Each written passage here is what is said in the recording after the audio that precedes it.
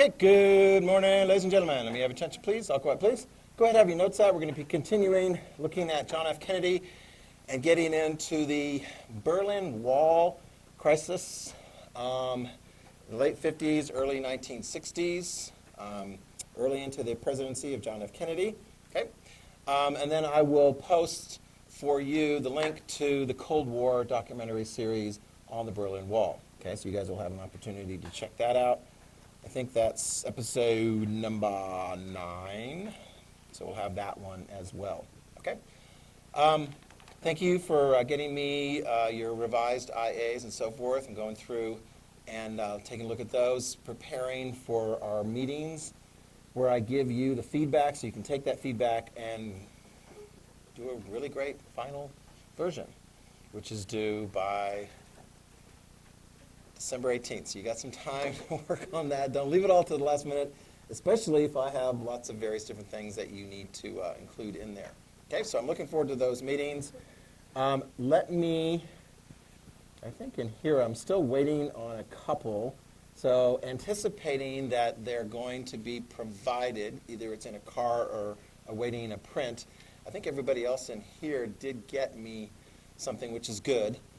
And I think it's fair to say in here,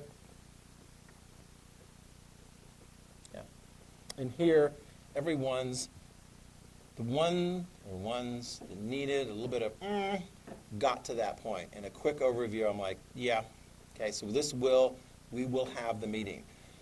So I'm going to pass this around for scheduling meetings with you, okay?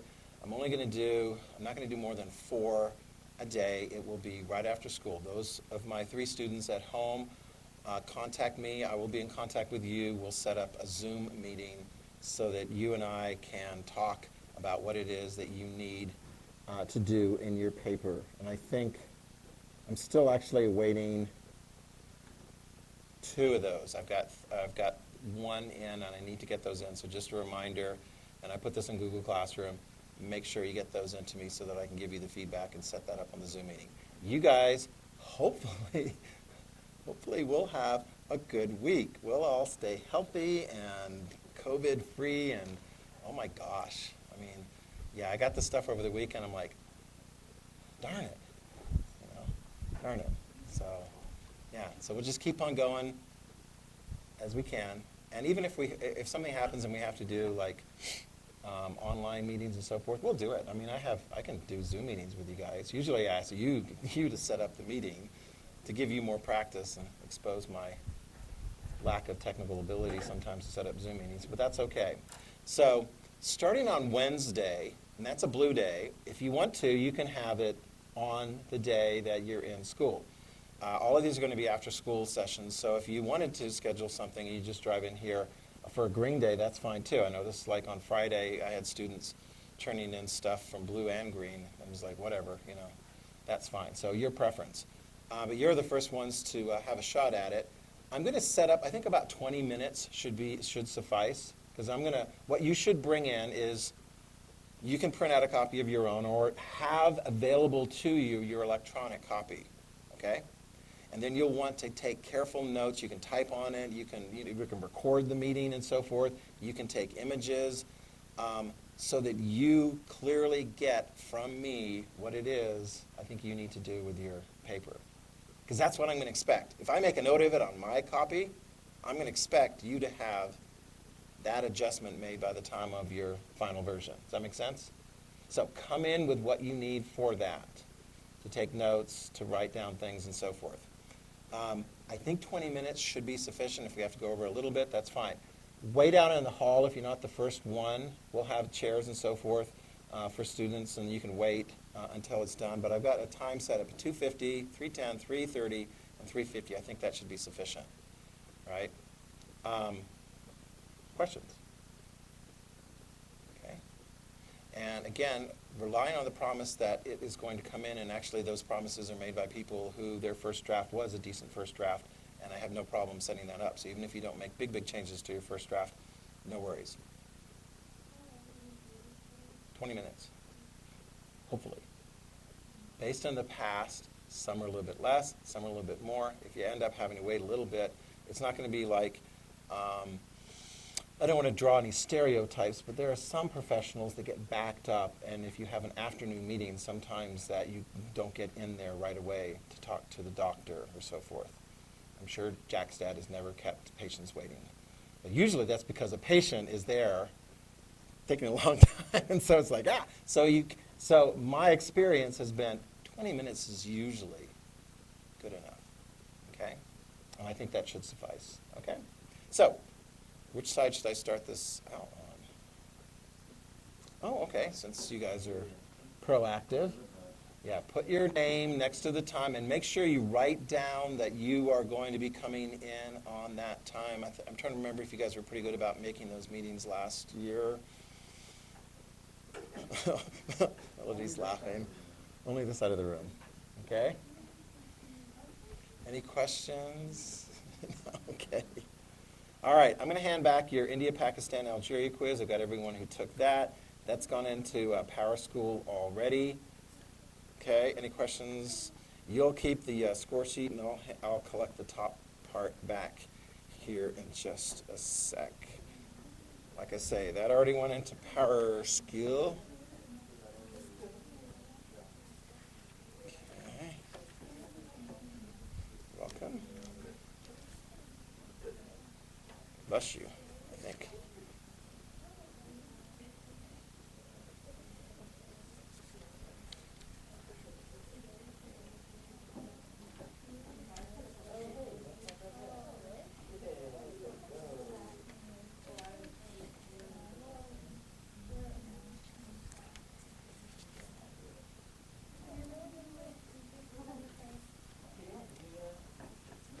Oh, I think what I'll do for you, study more, just kidding. I think what I'll do is, it's like, because it's kind of like a chapter quiz and so forth. I don't know, that would only be 1 point. Probably like for the chapter quizzes that we're doing, what I've done for the other students now is, like when I give you a study guide, the students at home will be doing like 2 sentences on each of the points of the study guide, because I'm not going to have a quiz for students at home. I mean, it doesn't have the integrity that we need. But that actually also works as a makeup. So, here's the deal. When you're preparing for the quiz, literally anticipate, prepare, and write down a couple sentences for each of the things, and then you have it ready as a makeup assignment to pick up a point or 2 points or whatever 10% is for that one. What's that?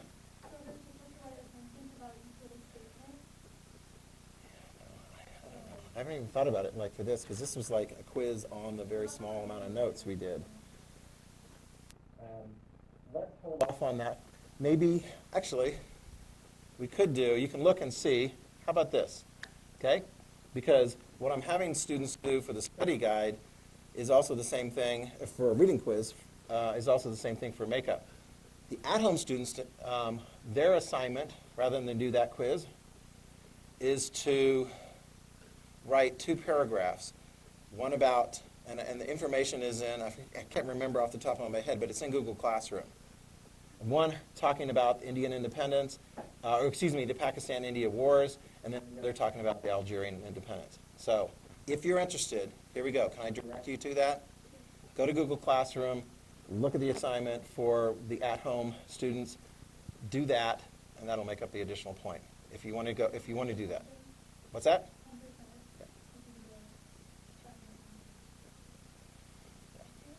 Okay. It's doable for a point. Okay. And I'll have to remember to put that officially as the makeup assignment for you guys. It's a fairly small type thing. Yeah, and I have a feeling we'll probably end up doing something like that, because this unit, traditionally this unit ends with a 75-point test. So there, an opportunity to make up 7.5 points, 10%, is significant. So I imagine that many of you guys might look at an opportunity to do that. Raise your hand if you're like, oh yeah, I think I'm already anticipating I would like to have an opportunity to make up 10% as a result after the test. Okay? So we'll have something like that. It'll probably be that. Okay? So I think it'll probably be whatever I'm having the students at home do. You guys will have the advantage of coming in and doing a multiple choice, true, false type test, matching type thing. They're going to have to do something else because I'm not going to have that for the at-home folks. Exactly my point. Brendan, you make a good point. You make my point. I know. Darn it. Drink water. Make sure it stays inside your mouth, not on the inside of the screen, because otherwise then that is not good. Okay, let me get the top part back. Okay, thank you. Thanks. Oops, thank you. You guys are getting signed up for the times you need. Okay. Thank you.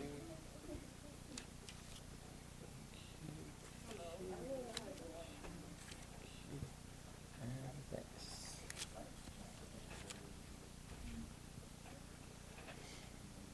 Okay. Oh, there is one other thing before I forget.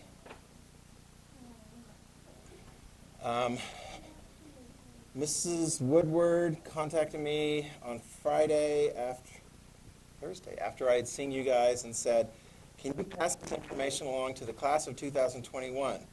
Get signed up on her Google Classroom. She was, at that point, missing 14 of the seniors on the Google Classroom. So she sent you an email. She wants you to get signed up for that so that she can disseminate information for you guys. Okay? Message, what? Pre-graduation. Yeah, she's traditionally been involved in helping to organize graduation ceremonies and things like that, so, which is awesome. So those at home, do that too. Get signed up for the Google. Raise your hand if you're already part of that Google Classroom. You're like, yeah, there we go. All right, so you must have done it like, yeah, before or soon after. Okay, questions, other questions? Okay, is that still coming around? Everyone getting signed up for their visit? Okay, good. Okay, let's continue. We're looking at the Cold War, part 2 of 3, beginning in the 1960s, and we'll continue on into the 1970s. Very important events taking place. Critically important people involved. By the way, are we having a presidential election soon? President Trump, Donald Trump, Republican, Joe Biden, Democrat. Did anything happen over the weekend that might have raised the stakes even more? Yes, what? Justice Ruth Bader Ginsburg died. You guys remember when we covered that in the 10th grade? Ruth Bader Ginsburg, would you say she's more on the left or right of the Supreme Court? Left. If Donald Trump would appoint somebody that is similar to her point of view or quite different? Quite different, okay? So she no longer holds that position on the court. Her funeral is going to be later this week, and I was just reading that in respect for the funeral coming and taking place and so forth, Donald Trump is going to announce his replacement appointment by Friday or Saturday. And I'm guessing that the Republicans would like to, in the Senate, would like to have a vote on that before the election. Although, however the election goes, senators don't get sworn into until January 3rd, although one is for replacement of Senator McCain, who died in office, and so whoever gets that might actually become the new senator before the month of November is over.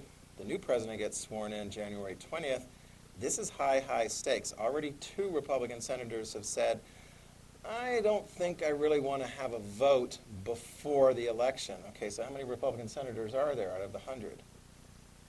53.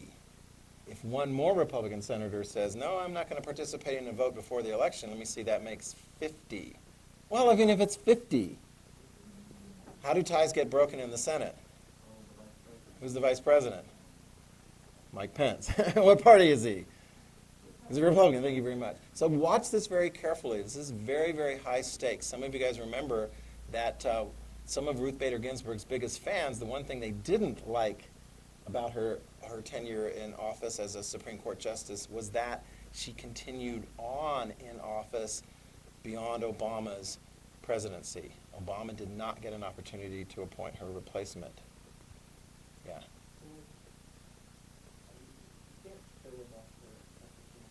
No. So how did, like, I know back in like 20, I guess it was, Republicans, eventually Republicans, how did they do that? I'll tell you, politics is raw politics, okay? In 2016, conservative Justice Antonin Scalia died in office, okay?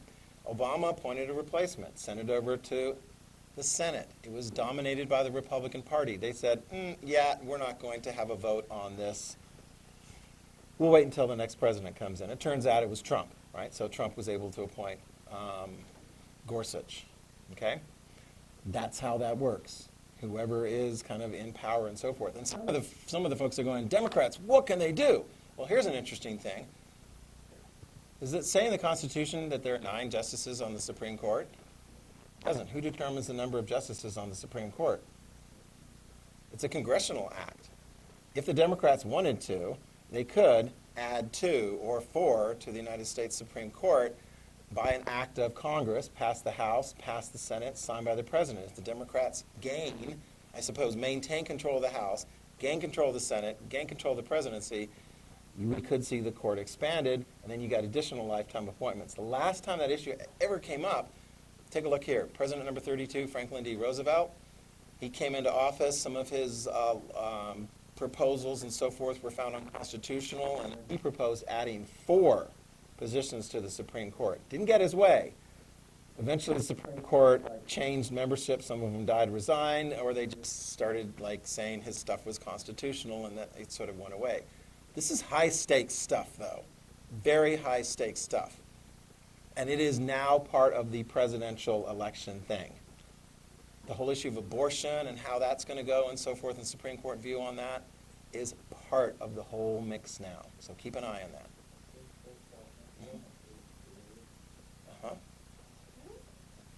It ends at 2:45. I gave myself 5 minutes. You guys 5 minutes to, yeah.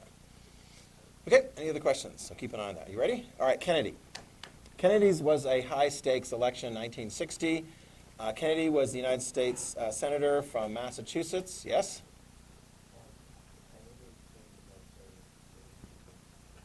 Okay, when you're done with, is everyone's got their name on here? Okay, after you get yours on there, then if you can either hand it to me and I'll pass it over to Daniel so that he can get appropriate time. All right, John F. Kennedy, let's talk about this. John F. Kennedy, Democrat, United States Senator, World War II veteran, from an Irish Catholic family, and he's going to be the first Catholic elected to the United States presidency, not the last one. I think Reagan was also a Catholic background, as I recall. Might be wrong about that. And so, very, very important that way. Interesting thing relative to Kennedy. He comes into the office fairly young. Interesting. A little bit of a reputation of, I don't know. Let's just put it this way. When he became elected, young wife, 2 little kids. There was a musical that came out at the time called Camelot, King Arthur, and things are great. And people referred to the Kennedy presidency as like a Camelot. There was just sort of this, particularly those in the entertainment field and in the media, Democrats as well. They were just they just loved the whole Kennedy ethos, and it was just really kind of exciting and so forth. And yeah, and some people were looking at that. Some people are like, well, are you experienced enough to handle the job of presidency? So there was an interesting question relative to that. But write this down. This is going to be clear, okay? Kennedy himself said, I wanted to come across as a tough, cold warrior. Now, by cold warrior, he basically was sending the message that we've seen in pretty much all the presidencies during the time of the Cold War. I'm tough on communism. Harry Truman said that. Dwight D. Eisenhower said that. John F. Kennedy says that as well. Some of you guys tend to think it's Republicans are this and the Democrats are that, and so they're going to have different views when it comes to how to deal with the Soviet Union. Not necessarily. In fact, I think one of the themes that came across toward the end of the unit last time was that Kennedy actually said the Eisenhower administration was not tough enough on communism. that hadn't done enough to get our military in proper shape. That there was a so-called missile gap. That the Soviets had more missiles and nuclear weapons and so forth than we did. As it turns out, when Kennedy came into office, looked very closely and found it wasn't necessarily the case. But Kennedy, make sure you have this down. Kennedy is going to be tough on communism. Okay? Now you have to be tough and effective, and so there's going to be an interesting question as to how effective and so forth that's all going to play out, but tough on communism. So, for example, we'll quote from Kennedy at his inauguration, January 20th, 1961. At his inauguration, he basically said some things like, ask not what you can do for your country, or what your country can do for you, ask what you can do for your country. Basically, sending a message out to American people to serve your country. He also created the Peace Corps, which is like a peace, civilian helping out in developing countries and so forth. But as far as like military and foreign policy, he was tough on that. He basically also in that same speech said, there is no challenge that we will not meet. Where we have friends, we will support them. It's a big statement, right? We're going to put the United States military behind and support all of those crises that pop up and all those different people who are yearning for freedom and democracy and so forth in the world. That's what Kennedy put in his speech. One very good example of that is going to come ultimately in the Vietnam War. We're not going to get into all the details of that, but which president initiated U.S. military support of the South Vietnamese government in the early 1960s? It's going to be Kennedy. Where will we see a huge expansion of the United States military involvement in the Vietnam War? A lot of that's going to be after Kennedy during the Johnson administration. But we'll keep an eye on that. But don't be surprised. Kennedy will be involved in that. Kennedy is also going to be, write this down, Kennedy is also going to want to do something about the communists taking over Cuba. So we got a whole set of notes on the Cuban Missile Crisis from 1962. Oh, and if you remember from the 10th grade, is there a civil rights movement going on as well, where Martin Luther King Jr. and others are trying to get changes in civil rights legislation and so forth? Yeah, that's going on at the same time too. Like, people are like, 2020 is full of all. Yeah, 2020 is a pretty full year. I'll tell you what, some of those years in the 1960s, they were pretty full too. And in 1962, a lot of people thought that was goodbye, the world was going to be over. The Soviets were going to nuke the United States and vice versa. Thankfully, it didn't happen. But it was intense. And this is on the watch of Kennedy. And I want you to be aware of one key thing. We'll see it develop. And it will develop in my notes, and it will develop as well in the video that I'm going to post the link for you. The Soviets initially thought Kennedy would be a pushover, a lightweight, ill-prepared for office, somebody who they could get their way with. This is an interesting thing. It happens all the time. We get new presidents come in. The leaders of the other countries who may have been around for a while size up the American president. Sometimes they stroke him and they tell them nice things. And basically, you're trying to get them to kind of come their way. Or maybe bully them. Put this down. Khrushchev thought he could bully Kennedy. He sort of bought into that whole Kennedy is young and glamorous and Hollywood loves him and da-da-da-da-da, and thought that he was just not mentally capable of handling the job of presidency. As it turns out, Kennedy was mentally capable of handling the job of presidency. But here is one problem with that. If somebody sizes you up as weak, ill-prepared, what do you have to do to prove them otherwise? You've got to be tough. So we actually had to be in a position, as it turns out, unfortunately, I suppose, I'm glad it didn't break out into a huge global war, but we had to be in a position where Kennedy basically was going to have to go, all right, I'm going to have to show my toughness. And of course, when you show your toughness, then, the stakes go up. The biggest example of that's going to be the Cuban Missile Crisis in 1962. But what I want to talk about coming up here is going to be the Berlin Wall crisis of 1961. We got all these crises popping up here and there and so forth. One thing, just as a little sort of, I was thinking, should I show this one? I don't show too many videos in class because it's like, whatever. One of the things that was interesting, there was a little bit of I don't want to say a double standard, it was a different standard back in those days. The news media didn't necessarily report on all of the private things going on with major office holders. So for example, has the news media reported on any of the personal sort of affairs and things of Donald Trump? Yep.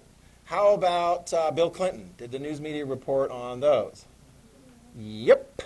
How about Kennedy's? You're like, Kennedy's? Who was he involved with?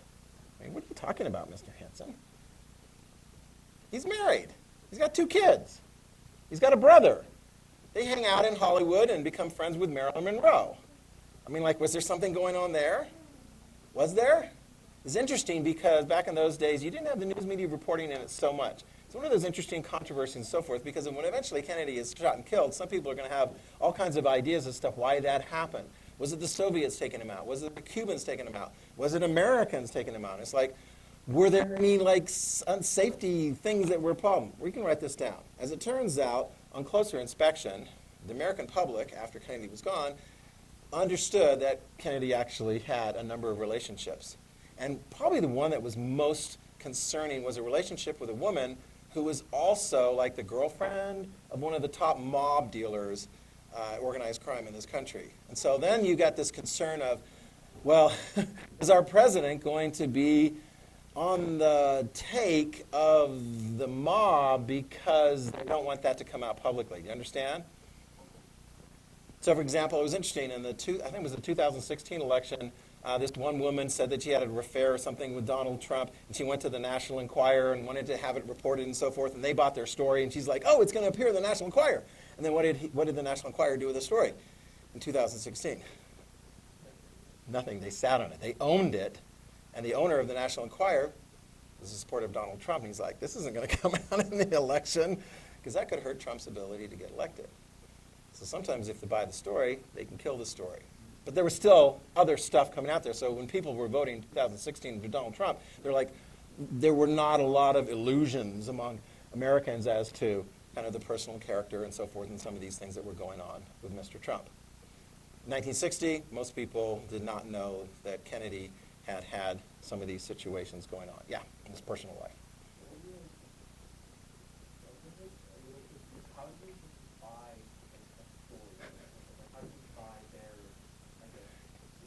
Well, if you've got a story, Jack, let's say you've got a story, okay? And you want that story to be monetized. You actually want to that story to get out there. So you sell your story to a news publication and so forth. They have exclusive rights. They've given you some money, and they're going to make money publicizing your story, right? That's normally how it works. Unless, of course, they want to kill it. In which case, now they bought the story, and part of the contract that you signed is that you can't tell your own story on your own or sell it to somebody else now. You understand that? Yeah. Oh, you have to read the fine print on these things. Yeah, that's like the whole thing, a non-disclosure agreement, right?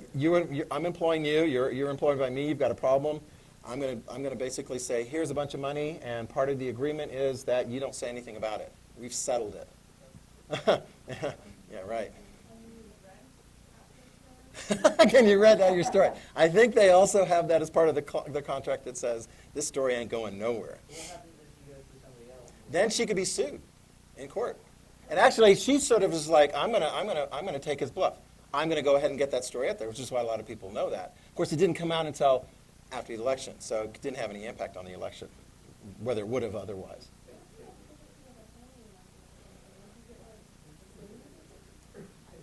If it doesn't get out in the public, then probably not. Yeah. I mean, it's weird. So here's the thing. John F. Kennedy had a birthday.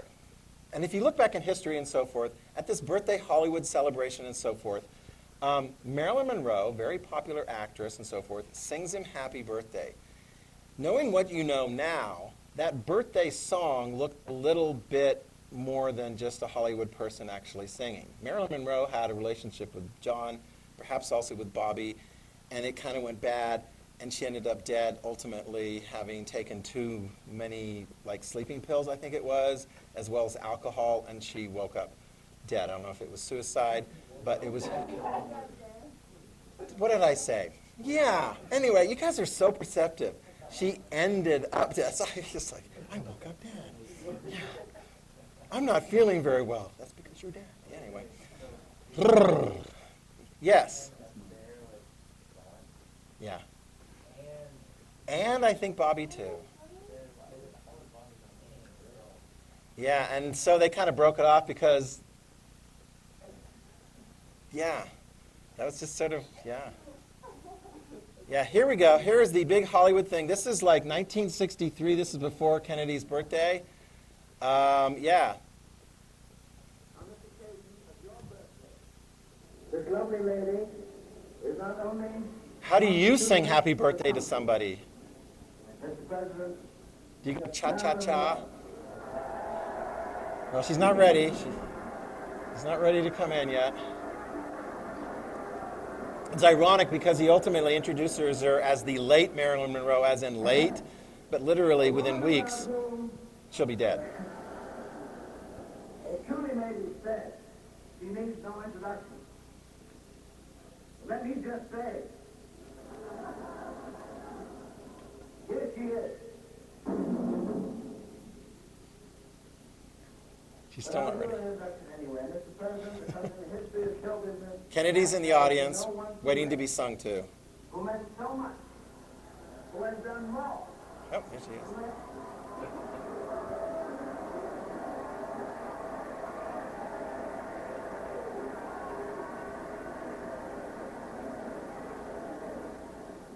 Mr. President, the late Marilyn Monroe.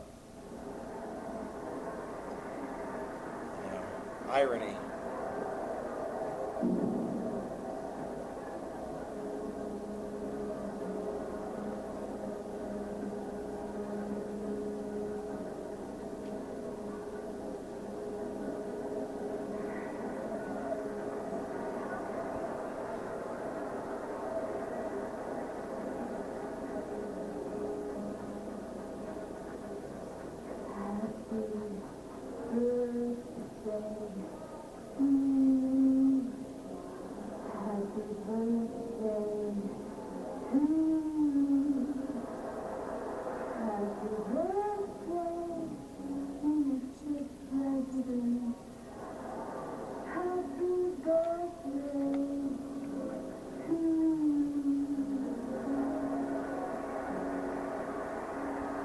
Oh, isn't that sweet? Mr. President, for all the things you've done, the battles that you've won, the way you deal with your field and our problems by the time we thank you so much.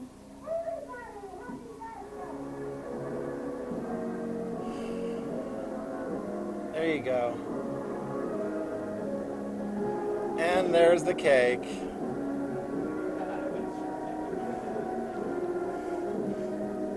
Wait, it falls over. No, it doesn't. Or does it? Look at all those candles. Ladies and gentlemen, the President of the United States.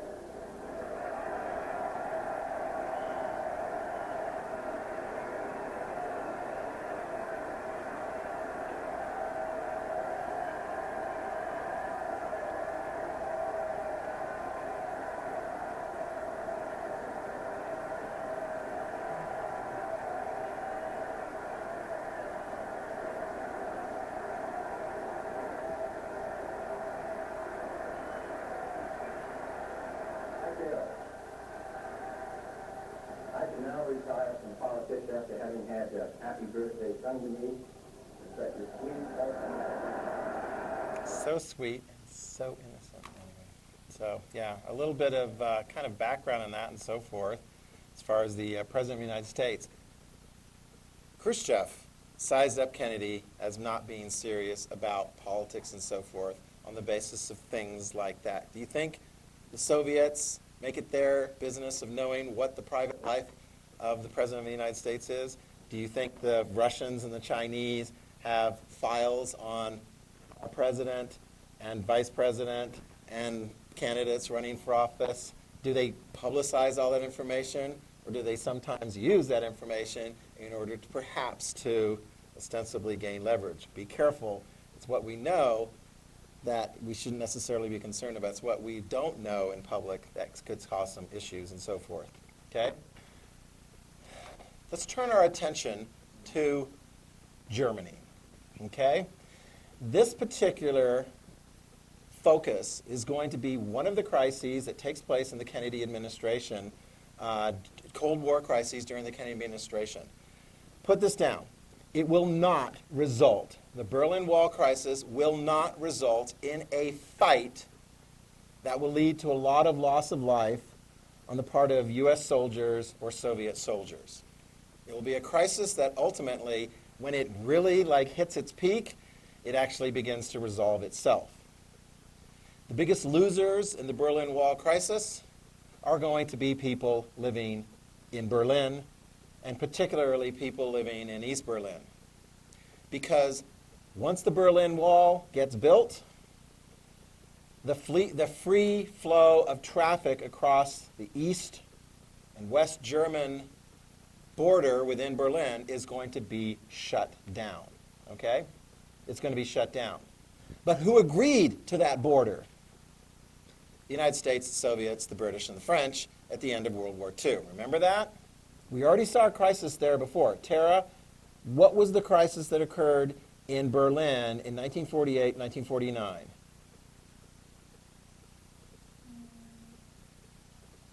I'll ask it another way. Did the Soviets want to have complete control of West Berlin, which is like a little teeny tiny island completely surrounded by Soviet-occupied East Germany? Did the Soviets want to have control of West Berlin as well? They did. What did they do in 1948 to put pressure on the United States, British, and French to just get the heck out of Dodge? Do you remember that?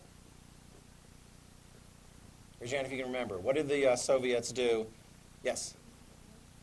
Well, that's what we did in response. Why did we have to airlift all kinds of food and supplies into our friends in West Berlin if we could normally just bring it by truck or boat or train? Yes? Exactly. They cut off all the transportation and so forth, right? And we held our ground, and we provided transportation through the airlift, and we basically said, make sure you have this written down, we basically said to West Berlin, we are not going to let you go. We're not going to let you go. And here's going to be, in the crisis involving the Berlin Wall, it's going to be another example of where we say, we're not going to let you go. We reached an agreement with the Soviets. West Berlin is part of our sphere of influence. It's free. It's part of capitalism. It's part of our thing. We're not going to let it go. Does that make sense? Okay, well, let's see how we get to this position, because ultimately, on August 13, 1961, there's the date, the East German government, with the support of the Soviet Union, will begin erecting a wall. At first it's going to be like barbed wire, and then they'll get some cinder blocks in there, and then eventually it's just going to be a very highly developed wall. It's going to be very, very hard for people to get over. And many people who try later on are going to die. So how did we actually get to that point? Okay?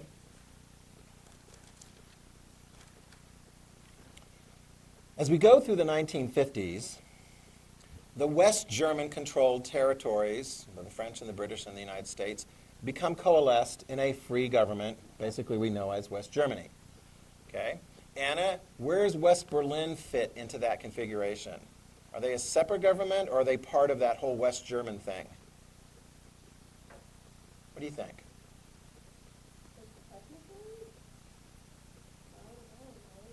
I mean, that's a good question. If you're in West Berlin, are you free? Yes, you are. Are you surrounded by Soviet-occupied area? Yes. Yeah, it's actually easy to remember. East Berlin is controlled by East Germany and the Soviets, okay? And West Germany has control of West Berlin. Yeah. So like you basically have West Germany and then East Germany. Yes? And then in East Germany there's Yes. Berlin is split in half. Exactly. Okay, remember that? I think we shown, and it was like, I didn't put any additional slides and so forth. I just got the wall here and so forth. But picture that. It's very important you remember that in your minds. Okay? The West German Army. You'll see this in the video. The West German Army, trained by the United States. Okay? Fitting very much within our NATO alliance that we have become part of in West Europe.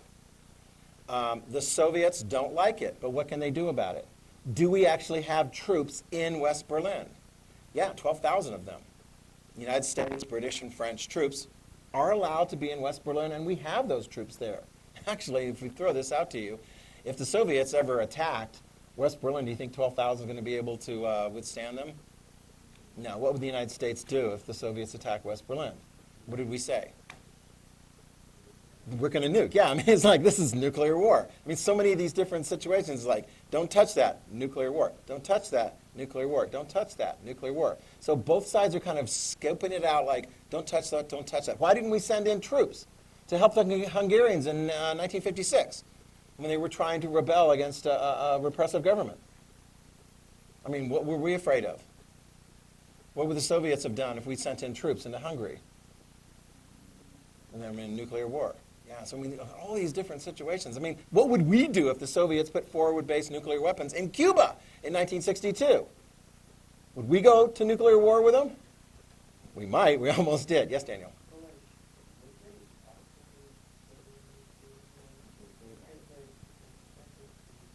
But here's the thing. Yeah, it's like we say, don't cross this line, and they say, don't cross that line. So we both look at each other's lines, and eventually we're like, okay. Did we have enough nuclear capability to really blow them up, even if they hit us with a first strike? Do we have that today? It's actually a modern issue. I mean, it actually pops up. President Trump is like, we need to keep our nuclear deterrent modernized. And others are saying, no, we don't need to. It's pretty good the way it is and so forth. Why modernize it? I don't know. I mean, if you got a car that's sitting in a garage for several decades and so forth, does it still work when you go out there and you turn it on? Or maybe that's not a good analogy. I don't know. I mean, it was pretty intense back then. So here's the deal. Khrushchev wants to have control of all of Berlin. He hasn't given up on that. Okay? He hasn't given up on it. He's trying to figure out how to do it. He visits the United States in September 1959. Hangs out, waves at some Hollywood people and so forth. Is Eisenhower going to give in to him? No. Eisenhower's not going to give in to him. So here's what happens. Here's what happens as we run out of time again. We will do more of these notes next time. I know, it's like, we just get started. Okay. Yeah, I think I'm going to go ahead and post that.